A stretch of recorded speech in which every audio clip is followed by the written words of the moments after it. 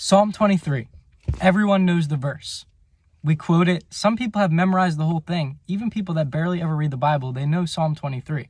But one of the verses in Psalm 23, verse 4, says this: "Yea, even though I walk through the valley of the shadow of death, I will fear no evil, for you are with me. Your rod and your staff will comfort me."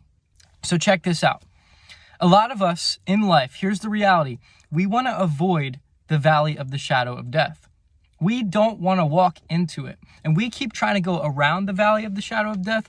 But the problem is we have to realize that the shepherd, it says, is the one who's leading us. So sometimes the good shepherd, Jesus Christ, is going to, even though he's loving and merciful, he's going to allow us, and he's not going to stop all pain from our lives. In fact, sometimes the shepherd will allow us to even walk through the valley of the shadow of death.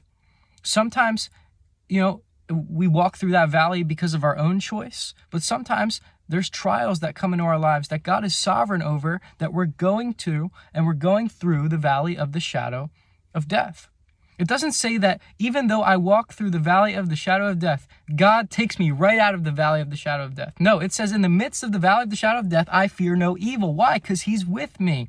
So maybe in your life, you've been just trying to escape all pain and you've seen pain as a problem, but you need to come to realize that Jesus is with you in the midst of your pain. Maybe the storm will not stop. Maybe the pain won't go away. Maybe the healing doesn't come. And you've been praying and praying. Maybe something is happening that seems to not go away, like Paul's thorn in the flesh. But guess what? Maybe the valley of the shadow of death, maybe God is trying to teach you that he's with you in the midst of it.